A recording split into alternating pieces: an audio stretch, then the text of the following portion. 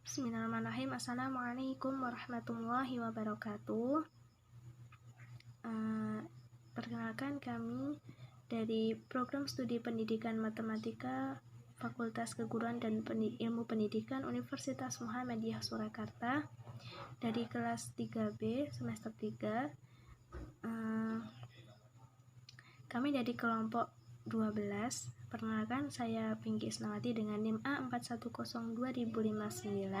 Kemudian rekan saya Wahyu Putri Lestari dengan NIM A4102.093.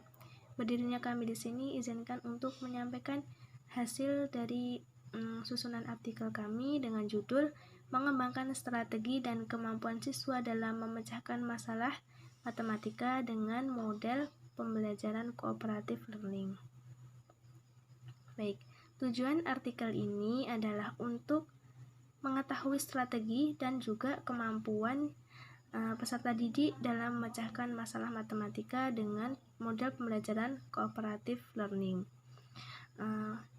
Selain itu juga untuk mengembangkan kemampuan anak atau peserta didik dalam berpikir secara logis, kritis, kreatif, sistematis, dan tentunya analitis. Kemudian selanjutnya, yang melatar belakangi masalah dari artikel ini adalah guna menghadapi tantangan masa depan di era globalisasi dan canggihnya teknologi komunikasi saat ini. Kemudian pada dasarnya menuntut individu juga untuk memiliki berbagai potensi dan juga keterampilan gitu. Di mana potensi dan keterampilan yang harus dimiliki tersebut antara lain adalah kemampuan dalam memecahkan masalah, seperti itu. Seperti juga menurut pendapat dari Pomaloto 2005, ada dua keterampilan yang harus dikembangkan seorang dalam menghadapi kompetisi di masa depan, yaitu keterampilan memecahkan masalah dan keterampilan berpikir kreatif. Seperti itu. Kemudian ada juga beberapa pendapat dari para tokoh. Kemudian dari situ dapat kita ambil kesimpulan ya. Dalam matematika itu adalah salah satu mata pelajaran yang ikut membantu dalam pemecahan suatu masalah, seperti itu. Matematika sebagai salah satu ilmu dasar yang memiliki peranan penting dalam berbagai disiplin dan memajukan daya pikir manusia. Kemudian matematika adalah salah satu mata pelajaran yang ikut membangun dalam pemecahan suatu masalah atau suatu persoalan.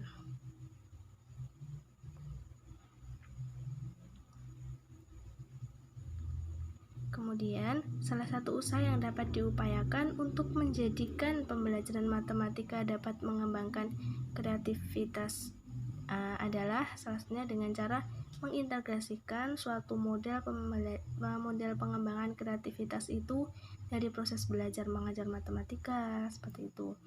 Nah, dalam hal ini, walaupun materi pembelajaran memiliki tingkatan kesulitan yang tinggi, akan tetapi jika guru mampu meramu atau menyajikan dengan menerapkan model-model pembelajaran yang menarik bagi peserta didik dan sesuai dengan karakteristik materinya, maka materi atau ilmu yang disampaikan akan dengan mudah dicerna oleh peserta didik tersebut. Dengan demikian, model pembelajaran yang dilakukan di kelas harus dirancang berdasarkan kebutuhan dan juga karakteristik dari peserta didik yang belajar dari peserta didik dalam suatu kelas tersebut, seperti itu.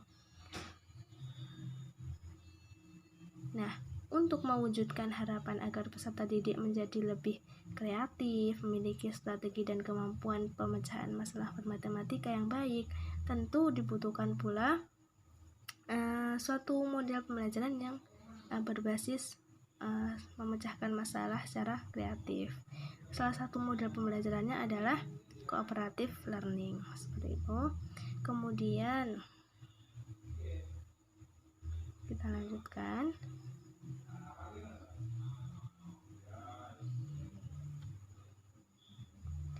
Kemudian tadi adalah latar belakang yang melandasi masalah yang kita ambil. Kemudian selanjutnya ada rumusan masalah.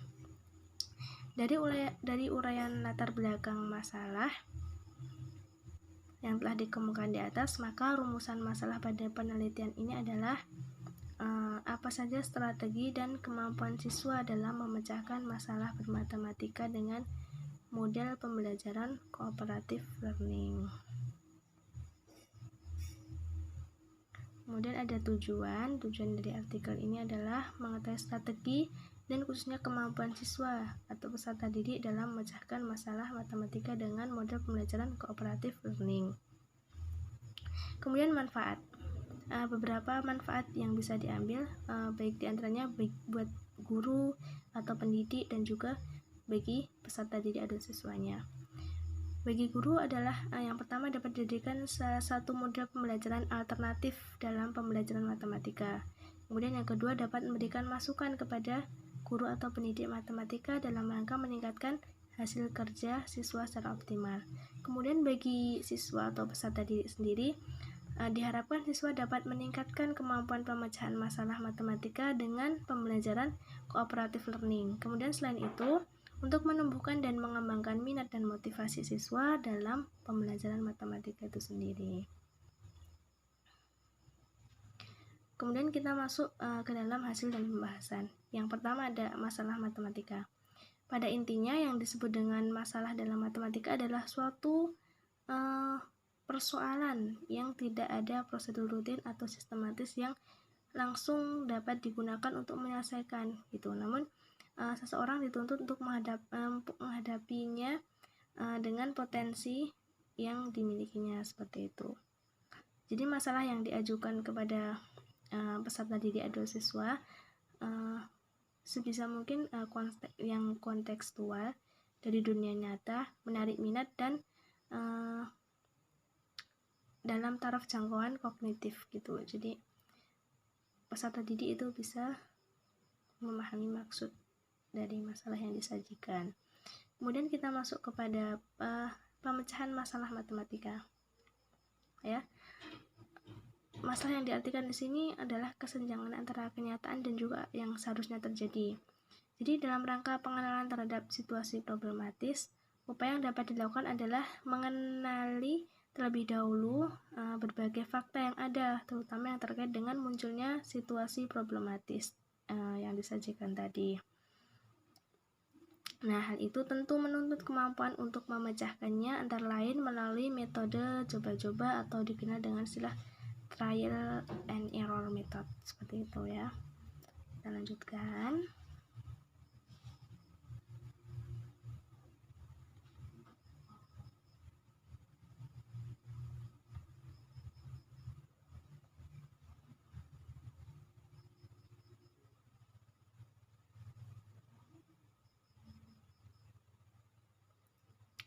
Kemudian dari tugas atau soal pemecahan masalah matematika dapat diberikan dalam bentuk individu atau kelompok gitu. Jadi tadi kan sudah menyajikan masalahnya. Kemudian peserta didik bisa diberikan tugas atau soal berupa memecahkan suatu masalah gitu.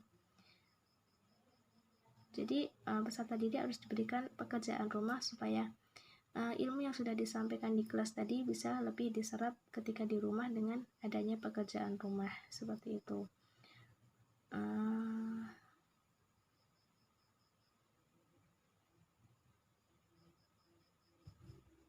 Kemudian pembelajaran atau pengajaran yang kita berikan itu berlandaskan pada permasalahan. Itu merupakan suatu pendekatan yang sangat efektif untuk mengajarkan proses-proses berpikir tingkat tinggi, membantu peserta didik memproses informasi yang dimilikinya dan membangun peserta didik untuk membangun sendiri pengetahuannya tentang dunia sosial dan fisik di sekelilingnya gitu. Sehingga peserta didik dituntut untuk lebih percaya diri dan tidak hanya mengandalkan dari gurunya saja atau pendidiknya saja, tapi juga berusaha untuk memahami materi yang disampaikan gitu. Kemudian selanjutnya akan diterangkan oleh rekan saya atau teman saya, Wahyu Putri. Saya akan melanjutkan presentasi yang sudah dijelaskan oleh teman saya. Langkah-langkah model pembelajaran kooperatif learning. Undang-Undang Sistem Pendidikan Nasional Nomor 20 Tahun 2003 menyatakan bahwa pembelajaran adalah proses interaksi peserta didik dengan pendidik dan sumber belajar pada suatu lingkungan belajar. Dalam pembelajaran, guru harus memahami hakikat materi pelajaran yang diajarkannya dan memahami berbagai model pembelajaran yang dapat merangsang kemampuan siswa untuk belajar dengan perencanaan pengajaran yang matang oleh guru. Model pembelajaran kooperatif merupakan salah satu model pembelajaran yang mendukung pembelajaran kontekstual. Sistem pembelajaran kooperatif dapat didefinisikan sebagai sistem kerja atau belajar kelompok yang terstruktur, yang termasuk di dalam struktur ini adalah 5 unsur pokok, yaitu saling ketergantungan positif, tanggung jawab individual, interaksi personal, keahlian bekerja sama, dan proses kelompok. Menurut Emil Dadiani tahun 2008, pembelajaran kooperatif adalah suatu strategi belajar mengajar yang menekankan pada sikap atau perilaku bersama dalam bekerja atau membantu di antara sesama dalam struktur kerjasama yang teratur dalam kelompok, yang terdiri dari 2 orang atau lebih. Menurut Anitali dalam bukunya Cooperative Learning bahwa model pembelajaran kooperatif tidak sama dengan sekedar belajar kelompok, tetapi ada unsur-unsur dasar yang membedakannya dengan pembagian kelompok yang dilakukan asal-asalan.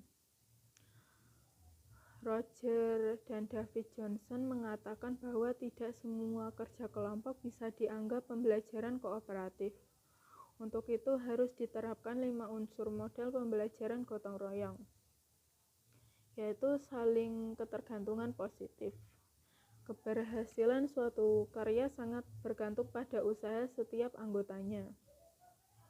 Untuk menciptakan kelompok kerja yang efektif, pengajar perlu menyusun tugas sedemikian rupa sehingga setiap anggota kelompok harus menyelesaikan tugasnya sendiri agar yang lain dapat mencapai tujuan mereka.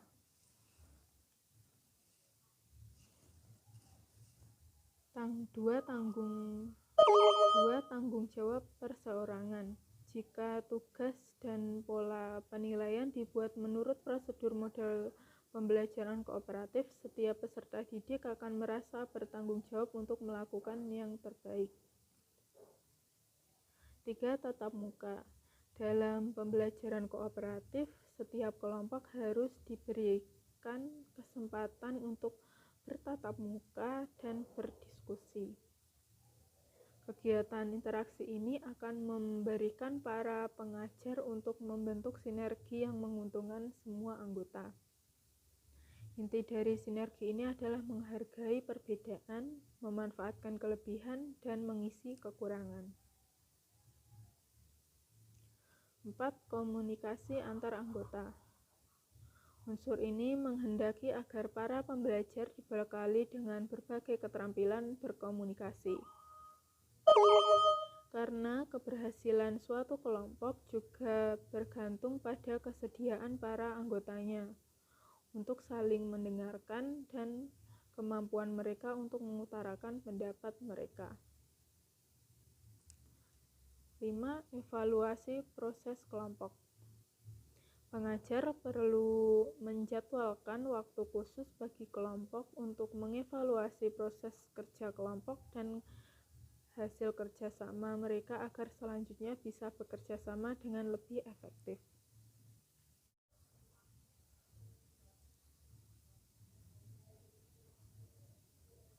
Menurut Carly dan Yulia Rianti-Ningsih, dalam Disdikpora 2016 mengemukakan langkah-langkah dalam pembelajaran kooperatif, yaitu guru merancang pembelajaran, mempertimbangkan dan menetapkan target pembelajaran yang ingin dicapai, pendidik merangsang lembar observasi kegiatan peserta didik dalam belajar secara bersama-sama dalam kelompok-kelompok kecil.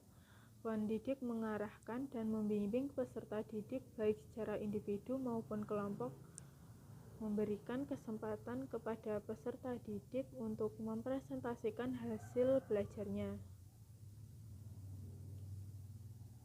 Keempat, langkah-langkah dalam pembelajaran kooperatif di atas diuraikan sebagai berikut. Pendidik merancang pembelajaran, mempertimbangkan dan menetapkan target pembelajaran yang ingin dicapai oleh pendidik sesuai dengan tuntutan materi pembelajaran. 2. Pendidik merancang lembar observasi kegiatan peserta didik dalam belajar secara bersama-sama dalam kelompok-kelompok kecil. 3. Dalam melaksanakan kegiatan observasi terhadap peserta didik, pendidik mengarahkan dan membimbing peserta didik baik secara individual maupun kelompok dalam pemahaman materi maupun mengenai sikap dan perilaku peserta didik selama berlangsungnya proses pembelajaran. 4. Langkah selanjutnya adalah pendidik memberikan kesempatan kepada peserta didik untuk mempresentasikan hasil belajarnya. Pendidik juga memberikan penekanan terhadap nilai, sikap, dan perilaku sosial yang dikembangkan dan dilatih oleh para peserta didik dalam kelas. Ibrahim 2000 dalam Disdikpora 2016 mengemukakan langkah-langkah model pembelajaran kooperatif yang terdiri atas 6 langkah, yaitu 1. Menyampaikan tujuan dan memotivasi peserta didik. 2. Menyampaikan informasi. 3. Mengorganisasikan peserta didik ke dalam kelompok-kelompok belajar. 4. Membimbing kelompok bekerja dan belajar. 5. Mengevaluasi. 6. Memberikan penghargaan. D. Strategi pemecahan masalah matematika. Berbagai strategi pemecahan masalah perlu dikenalkan kepada anak sebagai alat untuk membantu mereka memecahkan sendiri masalah yang nantinya diajukan kepadanya. Ada banyak strategi dan karenanya pendidik dapat mengenalkannya satu demi satu sesuai dengan tingkat perkembangan mental anak dan kebutuhan masalah yang dihadapi. Perlu diingat, strategi yang dikenalkan kepada peserta didik adalah alat bantu untuk memecahkan masalah. Oleh karenanya, tidak tertutup kemungkinan kalau anak membuat cara atau jalannya sendiri yang bisa berbeda dari yang dikenalkan kepada mereka. Dalam tulisan ini disajikan beberapa strategi pemecahan masalah yang diikuti. Contoh masalahnya, urutan penyajian tidak menunjukkan hierarki strategi. Menurut Napitulu 2008, strategi pemecahan masalah matematika antara lain 1. Membuat gambar atau diagram. Untuk mengilustrasikan letak rumah seseorang, kita bisa membuat sketsa rute menuju tempat itu. Bisa pula kita membuat sketsa letak perabotan sebelum menempatkan barang-barang itu di ruang tertentu. Dalam matematika, hal ini dimanfaatkan untuk membantu memecahkan masalah. Strategi ini membantu kita untuk mengungkap secara jelas hubungan antar informasi yang ada dalam masalah. Hanya perlu ditekankan sketsa hanya memuat hal-hal esensial dari masalah dan tidak perlu rinci. Contoh, berapa meter karpet yang diperlukan untuk menutupi lantai kelasmu? Dalam sebuah bus ada 10 baris kursi dan tiap baris berisi 4 kursi. Berapa banyak kursi di dalam bus? Dalam semua segitiga dengan keliling 15, mana yang daerahnya paling luas? Lembar perangko di kantor pos sambung menyambung satu dengan yang lainnya. Dengan berapa banyak cara 3 buah perangko dapat disambungkan? 2. Mencari pola. Pada kegiatan ini siswa membuat tabel dan menggunakannya untuk menemukan pola. Contoh, bilangan segitiga menyatakan banyaknya titik membentuk sebuah segitiga di mana banyaknya titik pada setiap sisinya sama. Beberapa bilangan segitiga bila ada 10 titik pada tiap sisinya, berapa pula bilangan itu bila pada setiap sisinya ada 195 titik pada setiap sisinya. Sebuah isu beredar di sebuah kota berpenduduk 90.000 jiwa. Jika tiap orang yang mendengarnya menyebarkan isu-isu ke 3 orang lain setiap 15 menit, maka berapa lama isu itu menyebar ke seluruh kota? 3. Menebak dan memeriksa. Menebak atau menduga tidak selamanya haram asal didasarkan pada pengetahuan, bukan membabi buta. Tebakan berpengetahuan berasal dari pengamatan cermat terhadap aspek menonjol dari masalah dan ditambah dengan pengalaman menangani masalah serupa. Tebakan atau dugaan kemudian diperiksa untuk memastikan. Contoh, misalnya biaya mengirim 1 SMS Rp19 dan biaya menelepon Rp29 per 30 detik. Asep menghubungi 12 orang teman dan tiap kali menelepon ia bicara lebih dari 30 detik. Untuk itu ia dikenai biaya sebesar Rp298. Keberapa orang SMS dikirimkan dan keberapa orang ia berbicara? Bagi 2 daerah lingkaran di samping sehingga luasnya sama namun tidak kongruen.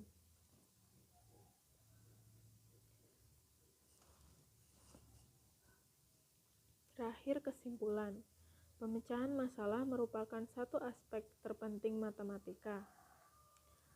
Pelajaran matematika diberikan di sekolah sejak dini dalam rangka agar anak terampil menggunakan pengetahuan dan pengalamannya bermatematika untuk memecahkan masalah baik dari matematika sendiri maupun dari luar matematika. Melalui kegiatan ini pula kemampuan anak berpikir logis, kritis, kreatif, sistematis, dan analitis diasah dan dikembangkan. Pemecahan masalah harusnya merasuk ke tiap topik matematika dan pendidik mendemonstrasikan di kelas bagaimana masalah dipecahkan. Peserta didik diberi pula kesempatan mengenal, memilih, dan menerapkan sendiri berbagai strategi untuk memecahkan masalah matematik. Selanjutnya, pendidik menyediakan juga waktu untuk mendiskusikan proses berpikir yang dilalui peserta didik selama pemecahan masalah berlangsung. Berikut adalah daftar pustaka yang digunakan untuk membuat artikel ini.